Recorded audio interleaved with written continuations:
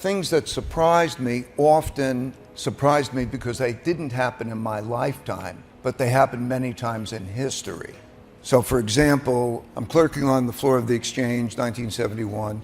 President Nixon announces to the world that the United States is defaulting on its obligation to take that paper that they have, which was like checks in a checkbook, and give them the gold. So he defaulted on the obligation to pay the money because the gold was running down, they didn't have enough, and it was like a bank run. I expect that there's going to be a chaos and things would be bad. And the stock market went up the most in decades, and I didn't understand it. And that's because that was the first time a devaluation happened. I never went through one of those. And I studied history, and I found the exact same thing happened on March 5th, 1933, except it was with Roosevelt and a radio rather than a TV. And the exact same thing. And the stock market went up a lot. And so what I learned, and I had this repeatedly in my life, by studying that the 1920s to the 1945 period, I saw that I understood the nature of the 2008 financial crisis. When we anticipated the 2008 financial crisis, because what happens when you have a lot of debt and interest rates at zero? How does that work? And that dynamic is what happened in 2008. And so it's very much emphasized in my mind how in order to understand things that never happened in my lifetime, I have to study history. And there were three major things. There are three major things that are now happening in our lifetime that didn't happen other than you'd have to go back in history. Those three things are we're producing an enormous amount of debt, particularly government debt, but a lot of debt, and monetizing that in amounts that you would have to go back to the 1930 to 45 period. Number two, we have a level of internal conflict. The largest wealth gaps since back then, the largest internal conflict and populism of the left and the right in our country and at war. And a populist is an individual who will not accept losing. They'll win at all costs. So that dynamic is new. You have to go back really to the 30s around the world or before. And the third is the great power conflict. In other words, the rise of a great power in the form of China that is a comparable power in the world, and that dynamic. So in order to see that, I needed to then study the past 500 years of history. Now I know people think it's odd because here I am, I'm just trying to make money in the markets, I'm a practical guy dealing with that. But we would not understand that. And the picture of the world is a very different picture than we have grown used to because of the nature of these longer term cycles. I think it's not adequate to just assume that because it happened in the past that it's going to happen, or the cycles. What the cycles do is they shine light on the cause-effect relationship. So let's take a basic dynamic. If you have a financial crisis, and we can get into what causes it, at the same time as you have large wealth gaps and therefore big disagreements, you are likely to have populism.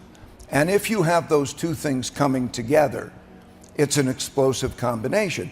It was said in the earlier session, for example, capitalism.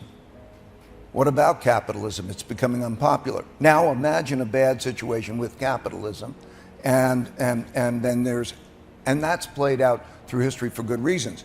If you combine that with the external conflict, the war, the external war. When I say war, it is a reality that there are measures of health in an economy's rising and declining. And so when you have that geopolitical conflict and you put that on top, you have a dangerous set of circumstances. In doing that examination of those periods, I found also that there were two other big factors that mattered. Those were, interestingly, acts of nature, droughts, floods, and pandemics, killed more people and toppled more of the civilizations than the first three I mentioned. And then number 5 is inventiveness, which then takes technology, the technology. So when I look at these, all of these five coming together, I think we're going to go through, like, it'll be almost like a time warp that we're going to go through, that over the next 5 to 10 years, the world is going to be very, very different than it is today. 1945, we began a new world order. Or in some countries, they changed their domestic order. They have a revolution. But there's always a war at the beginning, some kind of conflict at the beginning, and the system changes. Okay, 1945, we have a war. There are new winners of the war. Whether that's domestic or internally, there's a war, and now the new folks are in charge. And they then determine what's going to happen. They set the rules. The United States, since 45, we've been the American world order. The reason the United Nations, IMF, World Bank are in the United States is because of system. that. The reason the dollar is the world's reserve currency is because of that. They set the rules. Over that period of time, then you don't go into a war. You have a period of rebuilding and then usually a period of prosperity, because nobody wants to go into war again. And then so you begin this cycle. And then that cycle then, to take you through very quickly, that has higher levels of productivity and so on. Basics matter. Things like education. And when I say education, of course, are the ability to do your reading, arithmetic, and all of that. But it also is character development.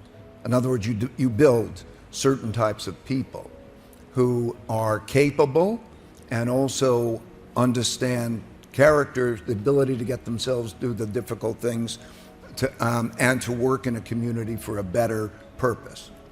That is a fundamental ability. So all of these early stages have those elements, and then they have capital markets. In the early stages, always it's a great benefit if you can put resources in the hands of those who are capable and make those things happen. But over that period of time, debt rises relative to GDP, and there's a mindset change from a mindset of conservatism. Those who went through the war, or my dad who went through the Depression, was not going to be a quick and easy speculator in the stock market. So, and then they get paid, and you get rewarded because the environment improves. And then you become a world's reserve currency. Because when you're dominant in the world and trade, let's say the United States had the highest percentage of trade. It was half the world's economy, half world GDP, and it dominated trade. So through all of these cases, they bring their currency along, and that becomes the vehicle that others want to save in. And when they save in that currency, then of course they are lending you money. And so that compounds. In other words, when a foreigner buys a bond, what they're doing is lending you money. And so the debt tends to compound over a period of time. And then new powers come along. They learn from the great power. The British learned from the Dutch how to build ships that would take them all around the world. So that learning and that rise in their capabilities produces competitors in the world. And so you start to see the new empires becoming more competitive